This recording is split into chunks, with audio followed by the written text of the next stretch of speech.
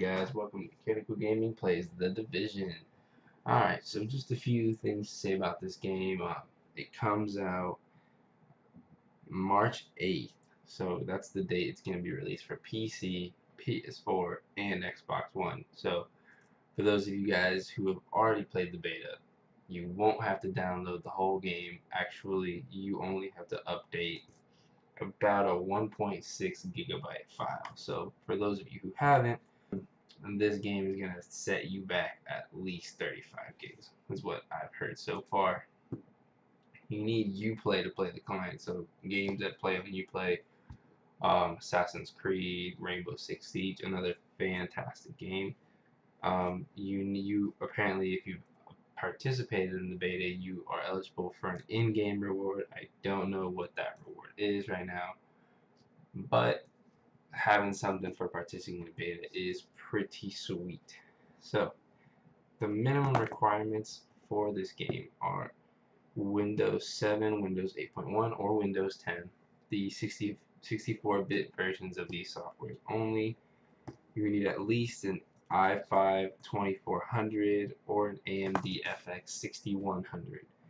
You need at least 6 gigabytes of RAM. You need some video hardware. You need a GTX 560 with at least 2 gigabytes, or an AMD Radeon HD 7770 with at least 2 gigabytes of VRAM. So, as you guys can see in the video, what I am rocking at the moment, I have a GTX 970 in MSI. I have 16 gigabytes of RAM. I have a 2 terabyte hard drive along with a 120 gigabyte SSD. So that puts me right in the range of the actual recommended specs from IGN, and those recommended specs are an Intel Core i7-3770. I have an Intel i7 4790K, fantastic processor. You could also go with an AMD Radeon R9 290 or better. Oh, my bad, wrong thing here. You can go with an AMD FX 83050 or better. Sorry about that. You need at least, they recommend you get at least 8 gigabytes of RAM. You need a GTX 970, which is what I have right now. Mine has 4 gigabytes of VRAM. You need an AMD R9 290 or better. Again, that's what I was saying before. You need DirectX at least version 11, or and you also need 40 gigabytes of hard drive space. Like I said before, this game is going to set you back at least 35 gigabytes. Not huge, but also not one of the smallest games you'll ever see. So, my thoughts on the game so far: it runs pretty well. I love the HUD. I think the HUD works really well. The health works really well. At first I thought it was kind of in the way, but the more you play, the more you get used to it. I really like how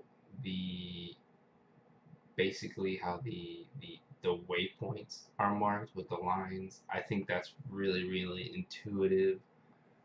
I like a lot of things about this game. I like all the particle effects, and you know, one thing that I think is really cool is that they decided to give gamers a way to decide what they want to prioritize. So me, for example, in the beginning of the game, you know, it's all about eye candy. It's all about looking at the game, seeing how it's going to run, you know, putting my PC to the test. But it'll get to a point where really, when you're all geared up, you've already seen the game, you've already seen what you can do, that what you're really going to want to do is maximize your FPS for those firefights with your friends, you know, those intense moments. And the thing that Ubisoft has done is that they have given you a lot of options to either prioritize frames per second or prioritize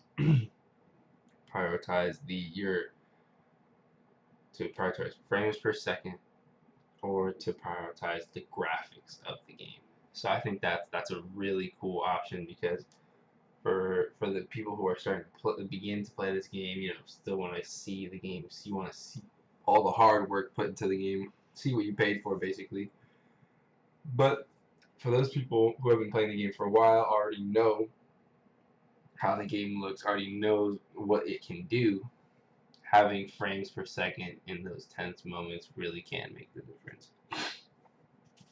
So, one of the things that makes this game unique is that it's an MMO, obviously, and really this adds two aspects to the game, in my opinion. It adds the aspect of you really got to, you really want to grind, you really want to get the, you really want to get these drops because that's how basically you progress in the game. Other than XP, I mean, you definitely need gear. There's no getting around that. The better weapons you have, the better you're gonna be off in the game. So there's no getting around that. I like the fact that with the MMO, it really adds the RNG, or as me and my friends like to call it, the RNGesus, because you really don't know what's gonna happen. It could go in your favor some days it's not. I played this game. I gave the beta a couple hours. I mean, I'd say probably around 3 or 4 hours of gameplay, and I got some pretty decent drops. But it really, it really all depends, and I like that. I like the fact of the MMO, and then I think the other aspect that it adds is that you really got to think about what you're doing. It's not just a, hey, I'm about to go light it up. I'm about to go just waste everything, because really, you have what you pick up, and that's really good. So you gotta. I saw this on a website. They described it as you gotta think before you shoot, and that really interests me because that's exactly how I would describe it. So, so for people who don't just want to go in guns blazing, this is definitely a good game.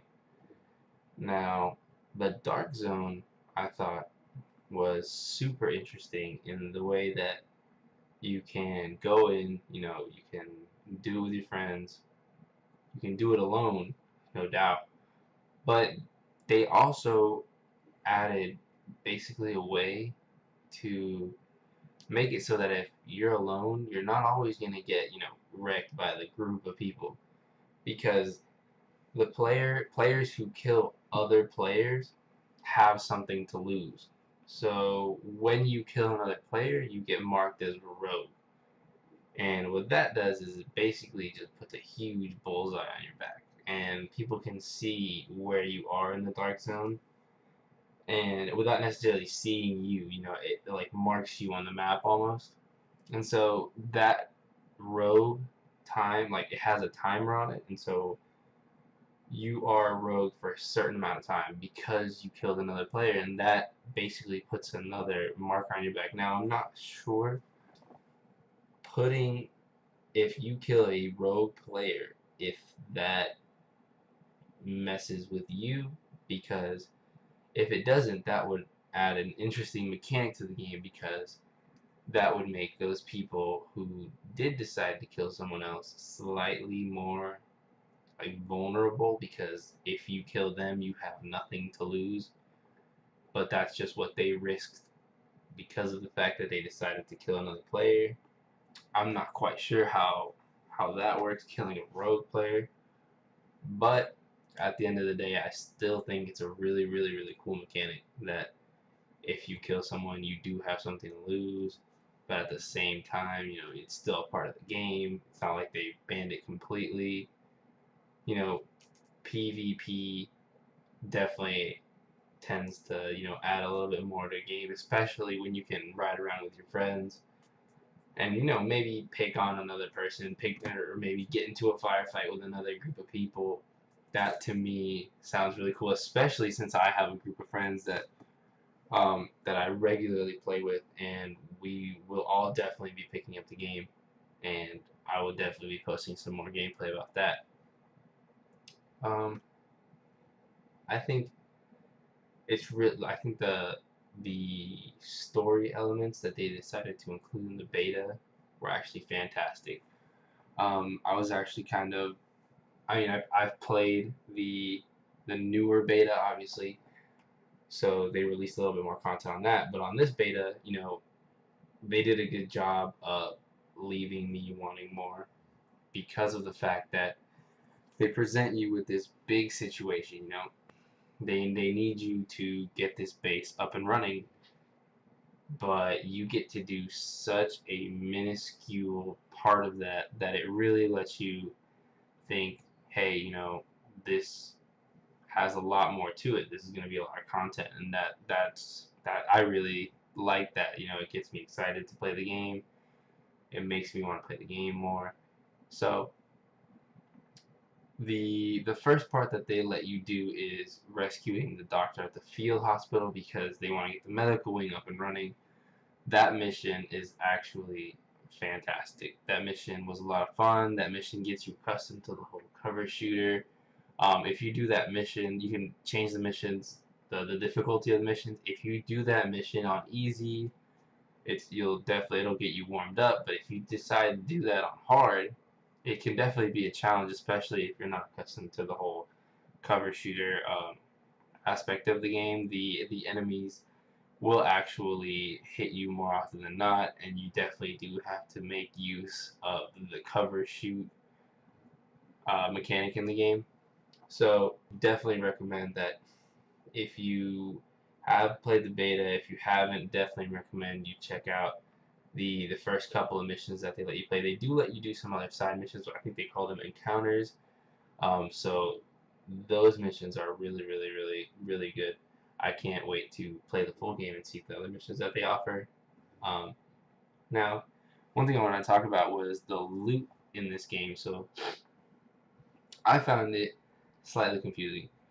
Um, I'm a huge fan of MMOs and MMO type games, but the loot system was slightly confusing in the fact that maybe it's because it's in beta. So again, all of the review elements of this have to be taken with a grain of salt because it is in beta. So I'm sure that it'll have a lot more. It'll be a lot more refined, but the fact that you get basically the same weapon over and over and over and over and over again kind of is, I mean, it makes sense. So I'm not going to say too much about it, but it's also kind of confusing in the fact that you can have so many of the same type of weapon and the differences may or may not be too big. The fact that upgrades get taken off of one weapon. I mean, it's a little bit confusing, and then also the whole dismantle system is a little bit confusing as well. The stuff that you get from that, I'm not sure how good or bad that can be. I don't know what you really use it for. I don't think that you could. The crafting I don't think was available in the beta, but I think it's an interesting mechanic in the fact that I want to see what you can craft and it makes it and it adds also the mechanic that because you can dismantle things, um, it basically makes all the loot more valuable because in a game where you can't salvage or dismantle things like in Fallout 4 for example, you can dismantle stuff. You can dismantle a lot of things. You can use those materials to make other things. It makes loot infinitely more valuable. Even the stuff that you might not want to use, you could always salvage in the end and use it for something else. But in this game, it's the system seemed a little bit, the equipping stuff and all that seemed a little bit clunky, and I honestly can't say that that was my favorite part. But I fully expect it to be a little bit more streamlined by the time the game comes out. But then again, I could be wrong. Um, but overall, I would have to say that this, for me at least, is going to be a must buy. So I say that because the game seems interesting. It seems to have a lot more story than Destiny when it originally came out. I know that a lot of people are comparing this game to Destiny, because Destiny was also, you know, hyped up to be an MMO kind of shooter, and this game is also being hyped up to be that. But this game seems to have a lot more story. It seems to be a little bit more like free roam. Definitely not as restricted. The loot system, that is, we'll see. I don't expect them to do something like in Destiny where your loot basically influence your level, but I do like the fact that you can grind and you can go up in level. But regardless of the fact, you know, and it's an MMO, so you can grind all you want, but at some point you need gear, and I like that. You know, I think that if you like MMOs and you like shooters, this is definitely going to be a good game for you in the sense that you grind to get levels, but at the end of the day, it still has that RNG that you need to get drops, that unpredictability of an MMO, as well as the kind of free roam PvP, you know, gang up with your friends, go against other people, and you know, the Dark Zone in the beta at least was a little bit, to me at least, kind of boring, in the sense that it was kind of hard to find some mobs, but you know, at the same time, you know, I didn't really understand it that much at the time. Um, you know, there wasn't that many people when I was in there, but and also the drops, and especially the ranking up system in the Dark Zone, I felt it took a long time, but at the same time, that's not necessarily a bad thing, just in the sense that, you know, you want to have to work for it. You know, you don't want it to be too easy. You don't want it to, you know, not take any time at all. You know, that's kind of counterproductive. Um, but I definitely would like to see it to be a little bit more accessible to find, you know, mobs so you can rank up. I definitely would like to see a little bit more, you know, ability to earn money in the Dark Zone, you know, the Dark Zone credits. I would like to see a little bit more explanation almost, because I was, you know, a little in the dark about the Dark Zone, but it was definitely, it looks like it could be a fantastic experience with your friends, by yourself even, because of that mechanic I was talking about. You know, if someone kills you, they definitely have something to lose, especially if, like I said, someone can kill them. But overall, I would say that this game, I'd give it a pretty good review. You know, I'd say that I would definitely buy it, especially if you have some friends that are also willing and able to buy the game. You are definitely gonna have a great time doing missions together, because you can do missions together, story missions you can do together. You can go in the Dark Zone together. You can do encounters together. There's a lot of things you can do with your friends. You know, mainly recommend it to those people who have a group of friends who they play with constantly, who they can play with all the time. That to me is going to be the ideal market for this game. I hope you guys enjoyed the gameplay, and I hope you guys join me again for my next video, and thank you for watching. This has been Carrico Gaming with the review for The Division. Thanks guys, make sure to like, comment, and subscribe on the videos below.